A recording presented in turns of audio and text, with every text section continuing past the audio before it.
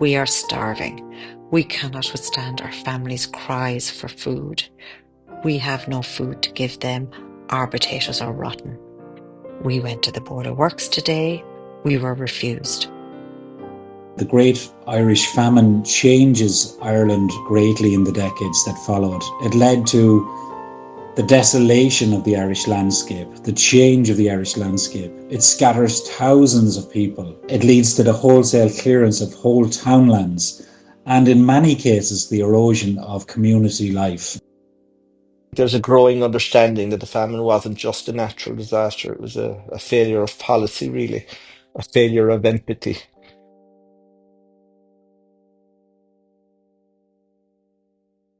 The Great Irish Famine was a period of mass starvation within Ireland in the mid-1800s, triggered by repeated failures of the potato crop on which most of the Irish population subsisted, but exacerbated by policies rationalized by the language of laissez-faire economics and animated by colonial indifference.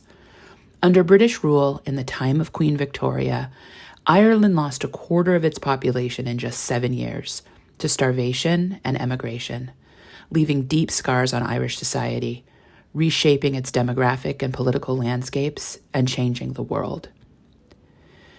How could an event of this unimaginable scale happen, and what lessons can the Great Famine teach us today?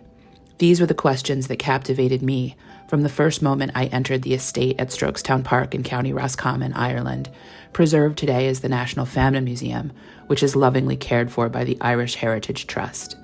These were the questions that kept me going as I wrote the folk musical that would become In the Midst of Plenty. My name is Amy Day, and I am the writer and composer-lyricist of the show.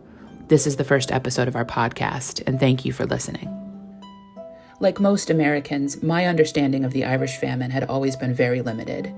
I knew there was a huge migration event from Ireland in the 19th century.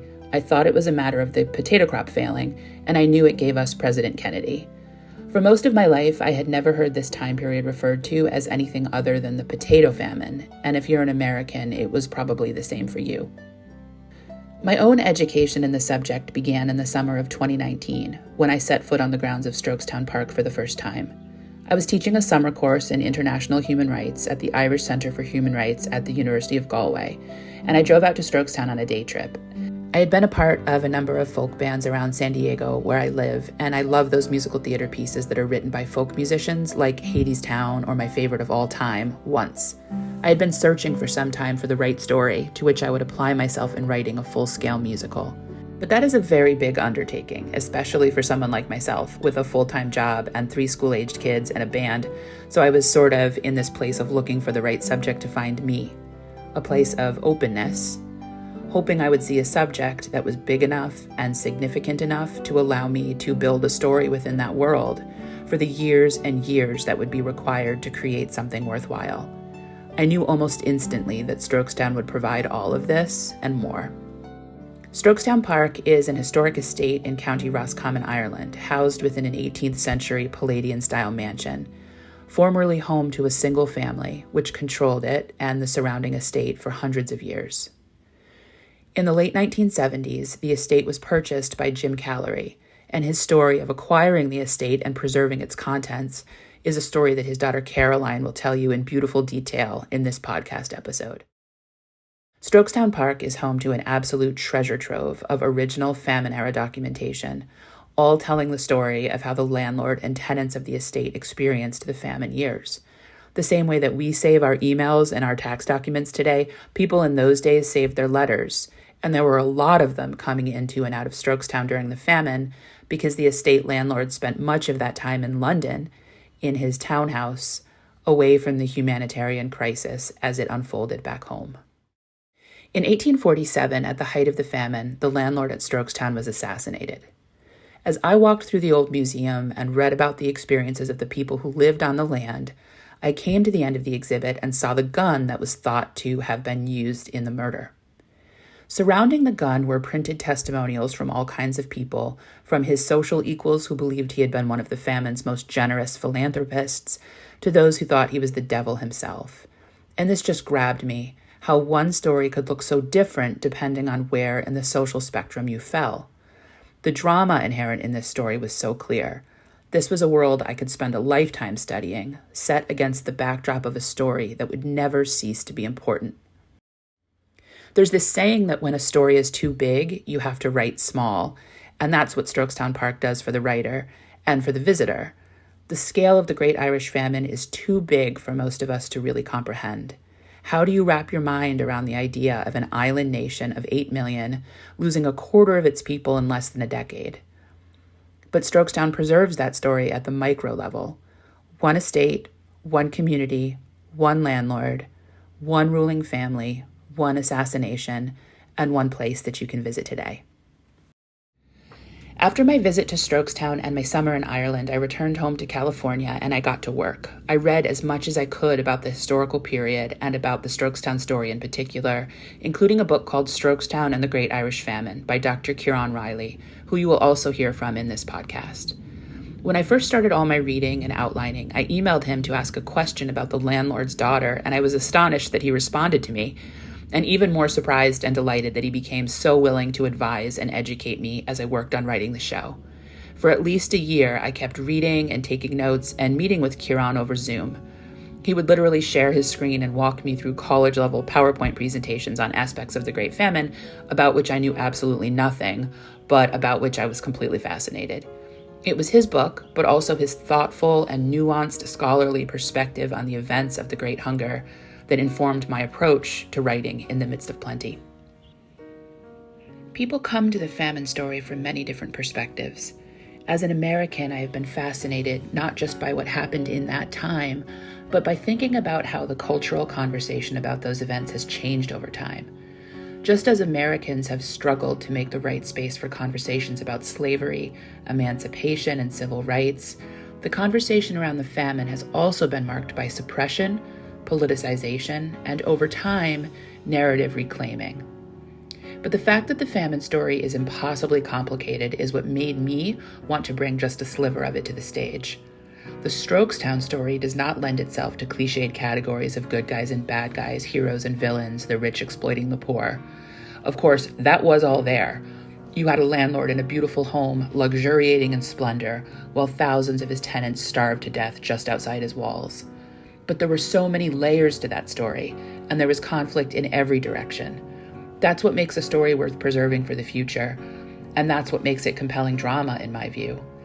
In telling this story, I could write a flawed hero, and I could humanize a villain. I could write a mother who betrays her closest friends to save her family, and I could write a landlord who victimizes thousands, viewing himself as a victim too. Over the course of this podcast series, we will explore many different dimensions to this story, from the contours of the real historical events, to the way the famine is discussed and remembered in communities worldwide, to the ways that our creative team brought the story to life on stage in a different way, as a folk musical, how we shaped the dramatic arc while remaining true to history, and how we turned words from this era long ago into songs for the modern day. Our first episode is the broadest overview, just scratching the surface. But we'll begin at the beginning, hearing from Dr. Ciarán Reilly, the historian who advised me as I wrote the show, as well as from Caroilín Callery, Loretto Leary, and John Foley, all of whom will introduce you to the work they do to preserve the legacy of the Great Irish Famine for today's generations and for the generations still to come.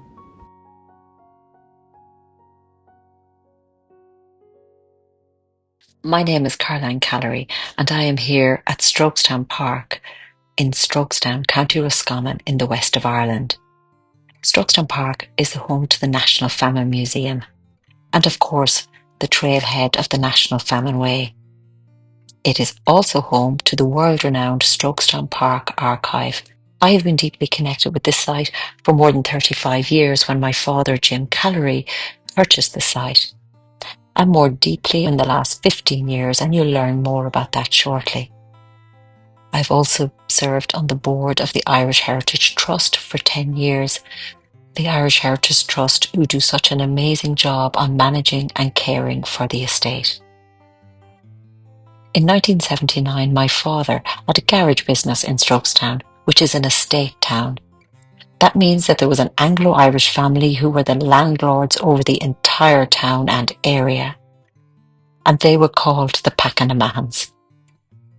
The Irish aristocracy had really, from the formation of independence been slowly falling into levels of poverty, I suppose, many having fled the country during the War of Independence. Many of their houses have been burned. Those that stayed found themselves without the land and cheap labour that had supported their estates for centuries. The land had been rightfully given back to the people in a series of Lands Acts in the 20s and 30s, and prior to that. So they found themselves with rather crumbling large old houses around them. And this is exactly the position that Olive Hales Packanaman found herself in 1979, when in her late 70s her 3 children were living in England. Her son Nicholas, who had inherited the estate, was in the British Army and wasn't really able to visit home. This was the 1970s, when the Troubles were really at their height in Ireland, and Olive and Nicholas decided that they were going to sell the estate. My father had just got the distributorship for Scania trucks from Sweden for the whole of Ireland, and he was looking to get some extra land. The garage backed onto the estate, but Olive was quite clear that she didn't intend breaking up the estate anymore, and that she was going to sell it in its entirety. With a twist of fate, my father, Jim Callery, whose people would have been small tenants, not on the Mahon estate, but on another estate nearby, ended up purchasing the property from Olive Hales Packanaman in 1979, effectively putting the estate into the hands of a tenant, the family of a tenant farmer. He did allow her to stay on the property for her lifetime, or for as long as she wanted, and she did this for a year and a half until her husband, Major Hales, passed away. And at that point then, she was arranging to go to England to live close to her daughters. The plan for the estate was that they were going to sell all the contents of the house, and the contents were being listed up for sale, and she was going over to England for one weekend ahead of that. And my father said to her, "Do you mind, Olive, if I go in and have a look around?" And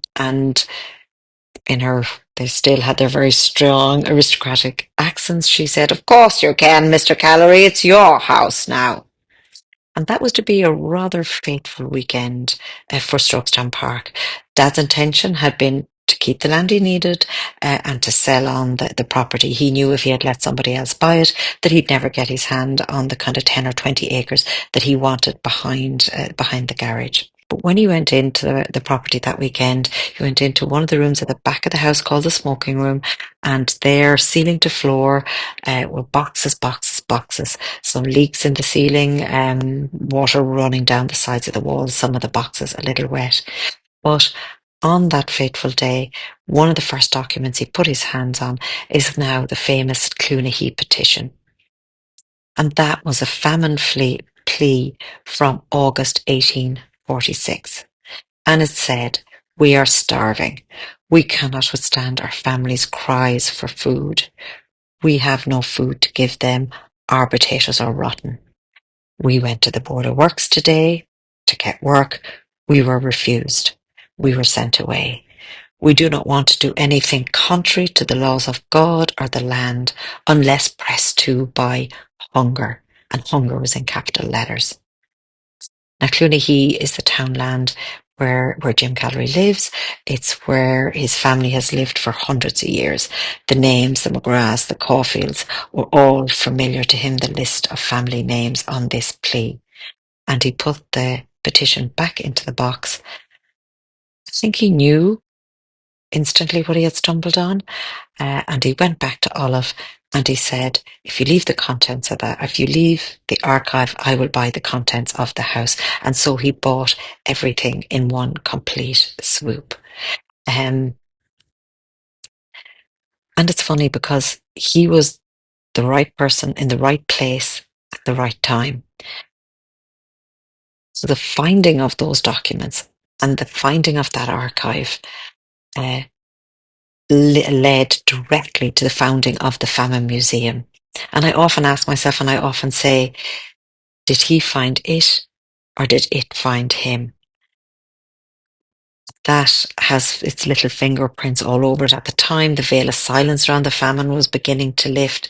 The Irish were beginning to look back and be able to take that slight step away from the huge trauma that was the Great Irish Famine, the biggest catastrophe in 19th century Europe, that saw over 1 million of our people die, over 2 million of our people flee the country.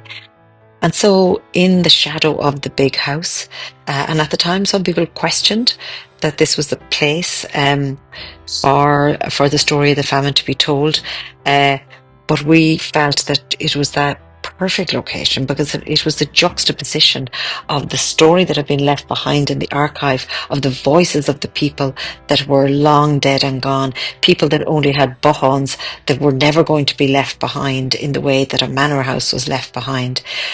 But their voices were still there in the archive. Their stories were taken out and told in the National Famine Museum that was opened in 1994.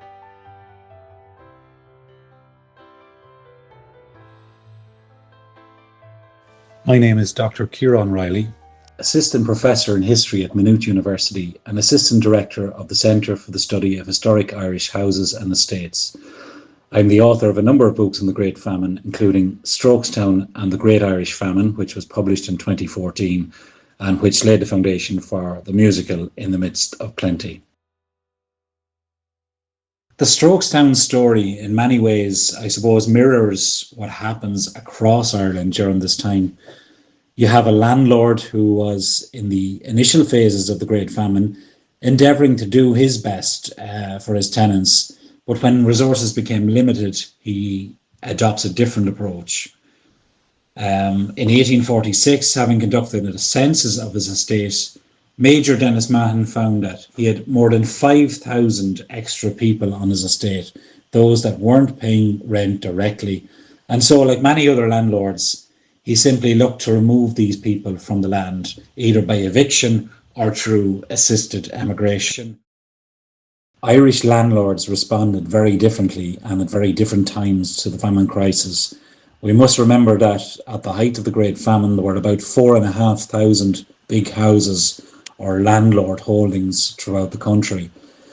But for the most part, in the initial stages of the Great Famine, most landlords responded to the blight with benevolence and forgave arrears of rent and collecting rents, etc.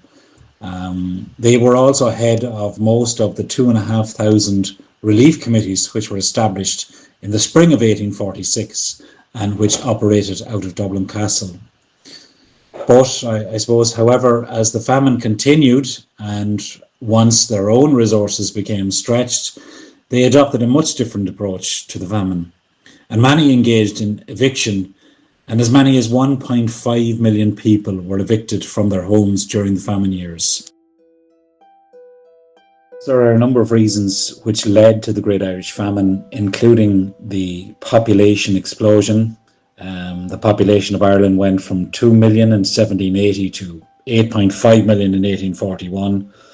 The subsequent subdivision of the land into small holdings, the over-reliance on the potato crop as a single food source from 1760s onwards, and I suppose the collapse of the Irish economy after the defeat of Napoleon in 1815 all contributed to reasons for the crisis in the 1840s. And the Great Irish Famine was the biggest social and economic crisis Ireland has ever experienced in the modern period. During this time, more than 1 million people died, 1 million people emigrated from Ireland and will continue to do so in the decades that followed. And I suppose to put into some more stark statistics, for the years 1845 to 52, one person every 32 minutes disappeared from Ireland, either dead or emigrated. The Great Irish Famine changes Ireland greatly in the decades that followed. It led to the desolation of the Irish landscape, the change of the Irish landscape. It scatters thousands of people. It leads to the wholesale clearance of whole townlands, and in many cases the erosion of community life. For many parts of the world, the famine transforms their society. So if you take, for example, Toronto, which doubles in size in 1847, New York, which welcomes 900,000 Irish during the Great Famine, or towns and cities in Great Britain, which are utterly transformed after the 1840s. The famine changes these places forever. And today, more than 70 million people worldwide claim Irish ancestry, much of which stems from those years of the Great Famine. For me, the most common oversimplification of the period is that the famine was caused by the British, or that it was simply premeditated. Serious historians of the famine do not agree with this. My own work, and I have a forthcoming book on this, which will be published hopefully in 2026, looks at how all sections of society contributed to the catastrophe and how they exacerbated the plight of the poor, and how in many cases family, friends and community looked the other way as people starved.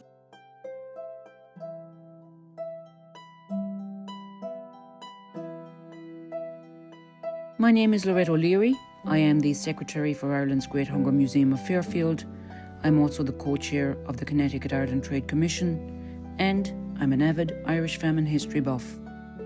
The famine is commonly remembered as a time when Ireland starved. It was not truly a famine in the present-day sense of that word, what we refer to as a famine. There was food in the country, but it was being shipped abroad. Ordinary Irish people survived on one crop because it grew in poor soil, it grew in a moist climate, was nutritious, easy to prepare, to eat, and it grew in abundance until it didn't. The famine had a profound impact on the sheer numbers of immigrants to England, Canada and America, as well as on the convicts, the women of the Earl Grey scheme and orphans sent to Australia. In fact, I remember in the 1980s when Gay Byrne was interviewing the Perth Rose during the Rose of Tralee contest. He asked her about her Irish ancestry, and she said you didn't want to go too far back in case you found out your ancestor was possibly a convict. Now, the shame of being sent to Van Diemen's Land or Australia for stealing a hen because you were hungry? Or how about deliberately committing the crime so that you would be sent to a penal colony because that life was better? That's traumatic to even think about. My name is John Foley. I'm the president of Ireland's Great Hunger Museum of Fairfield in Connecticut. The Great Famine devastated Ireland, of course, but over 1 million people died and at least 2 million more were forced to emigrate. Entire communities vanished and the Irish language declined. Generational trauma took root, and even today Ireland's population has never really returned to pre-famine levels. But the impact, of course, wasn't limited to Ireland. The famine scattered the Irish across the globe, and Irish immigrants helped build modern America, Canada as well, Australia, and beyond. They brought their culture, their labour, and their resilience, but they also carried grief and loss. The famine changed Ireland, but it completely reshaped the world. I remember growing up in Ireland, and I don't think the famine was spoken openly about, really. There was a kind of silence, a mixture of pain, of shame, I think, really. Unresolved trauma, I would call it. In Irish America, it lived on more strongly, I noticed. And it was passed down in family stories and in their traditions, but not always with the full historical context. Today, I think there's a growing understanding that the famine wasn't just a natural disaster; it was a failure of policy, really, um, a failure, a failure of empathy, which is something that's I think prevalent today. In many ways, it was an unavoidable humanitarian catastrophe. I think now it's remembered with more clarity. Um, I think our job is to continue to deepen that memory, connect it to broader stories of justice and migration and survival. The famine isn't just a historical event; it's a mirror. It forces us to look at how poverty and power and indifference interact in times of crisis, when governments treat people as statistics instead of human beings. Tragedies like the famine happen. It's happening today. The Irish know what starvation looks like. Why else would we have charitable organisations during the 1980s, a challenging time for ordinary Irish families, encouraging donations to Ethiopia? As a child, I remember trochra boxes on the kitchen table during Lent. There was also Goethe, another charitable organisation, and Goethe means hunger. This empathy for starving people, because again, we collectively do not want other nations to experience that hunger and die from starvation like our ancestors did. For more than 150 years, the Great Famine wasn't properly commemorated in Ireland, but in the last 10 to 15 years, it has become a fixed part of Irish remembrance, both locally, nationally, and internationally. And that's been done in a very genuine way. And the National Famine Commemoration Day each May plays a big part in that, as does conferences, seminars, and other forms of commemoration, such as the musical In the Midst of Plenty. The National Famine Way is the name now given to the route that the Strokestown emigrants depicted in our musical took as they walked from Strokestown to Dublin before sailing to Liverpool, and then to Canada aboard so-called coffin ships. We asked Caroilín Callery to tell us more about the National Famine Way, which begins at Strokestown. I have been, I suppose, more heavily involved in the last 15 years. My background is in theatre, and I would be very interested in making visible. So making history visible, making emotions visible, making stories visible. And I was working on a theatre project around from 2010 to 2013. And we were at the time working with teenage children, and they became aware of the story of the Thai family. And the Thai family, we knew that there had been an immigration scheme from Strokestown. We thought of about 1,000 people, but we had very little other detail. We had the name of the ships, and that was about it. And really, in the community in Strokestown, there was no sense of knowledge around that emigration scheme or the families that had emigrated. They had all been sent to Canada under an assisted emigration scheme led by Dennis Mahan, the landlord in Strokestown at that time. Dennis had an interesting fate as well, and you'll learn that as we go on in the story.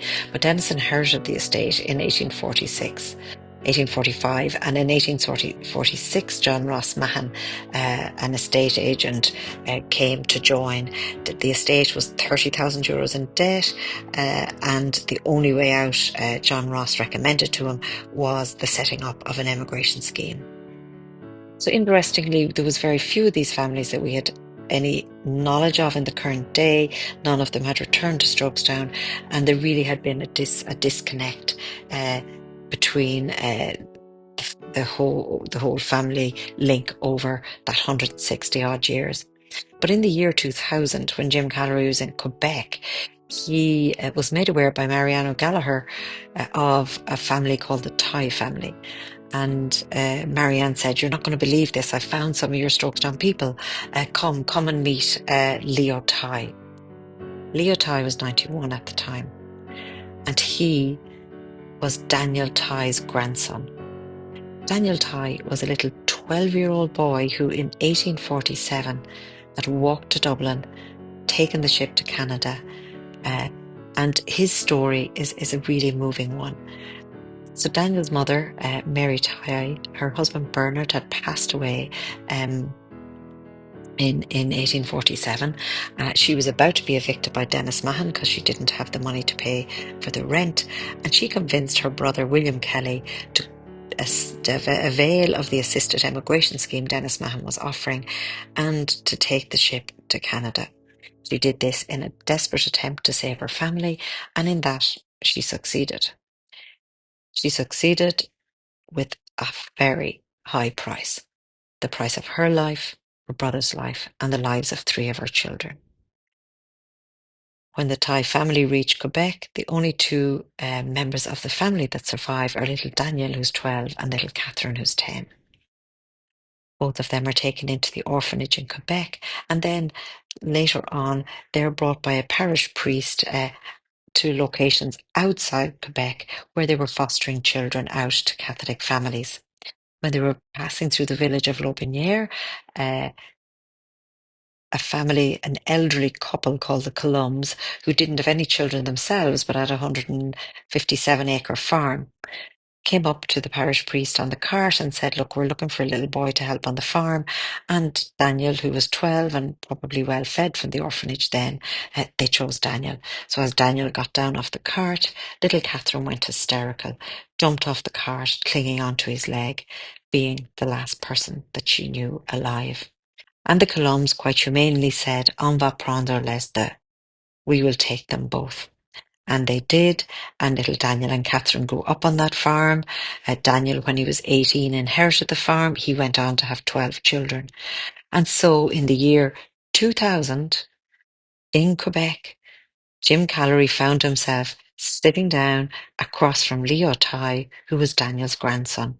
Daniel had lived a long and healthy life and hadn't died until 1924. Leo had lived with him until he was 17.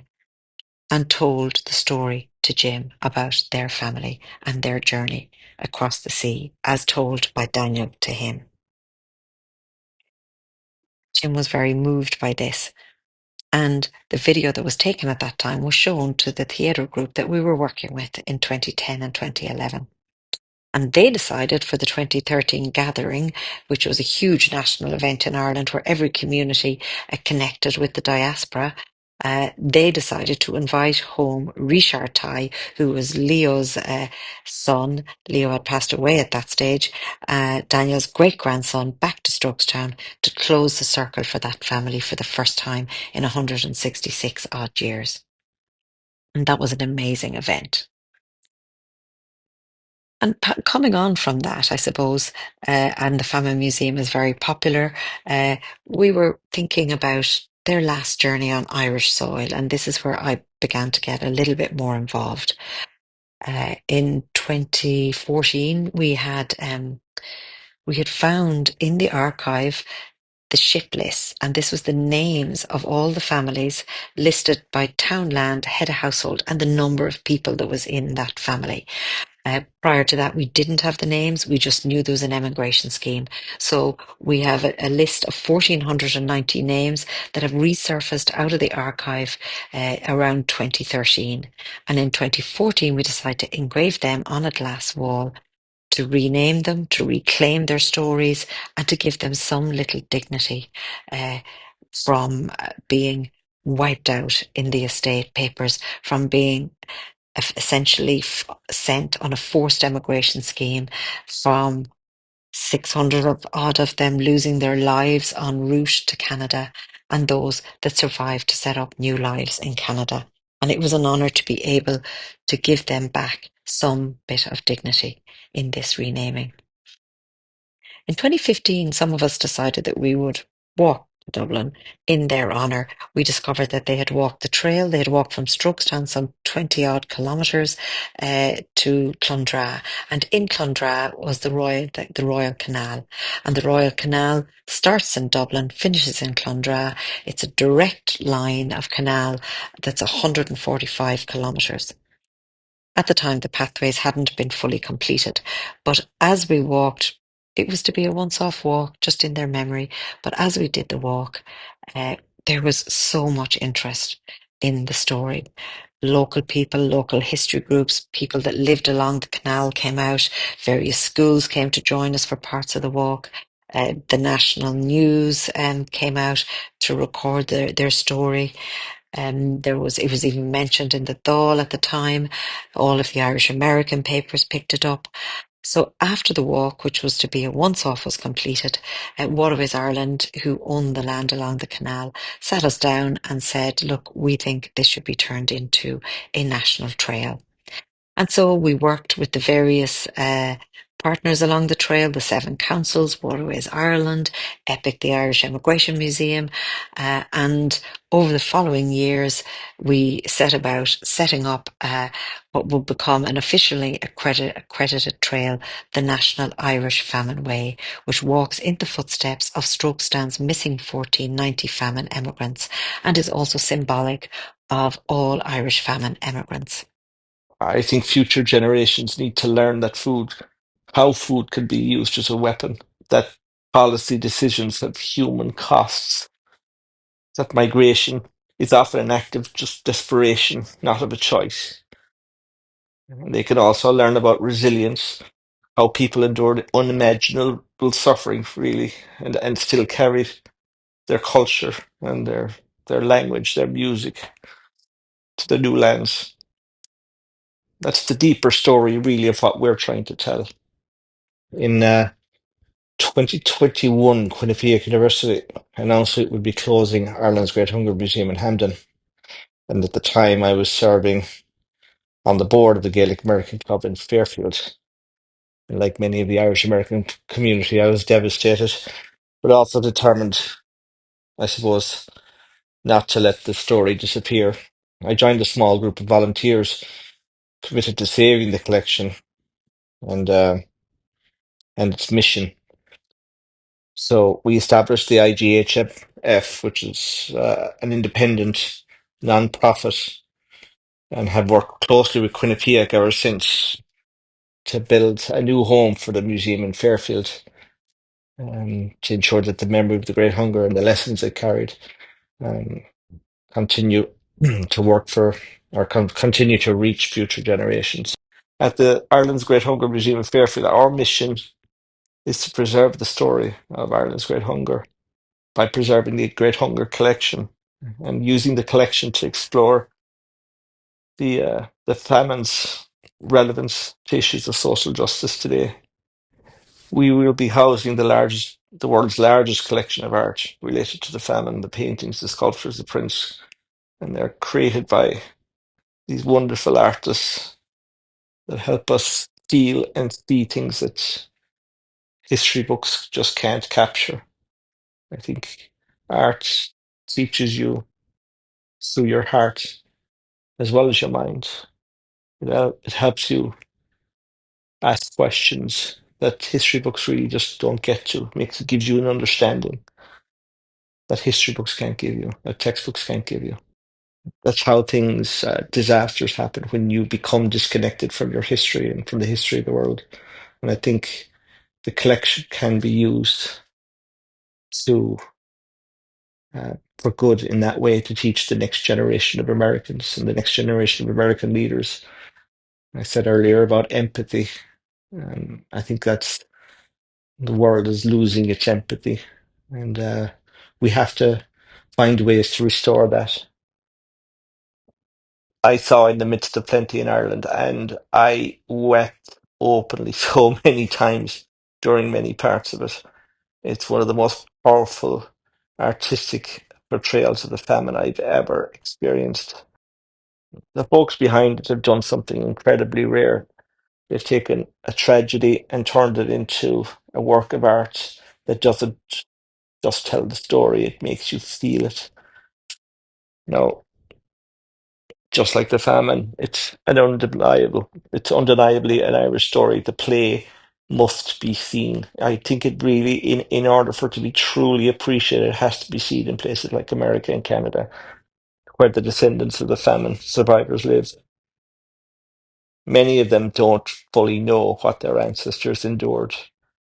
And I think in the midst of plenty, it doesn't just educate. I think it connects. It opens your heart. Um, it brings a forgotten part of the history into present day, and it's emotional with just this emotional honesty and this courage. I'd be so proud to see it here. I really would.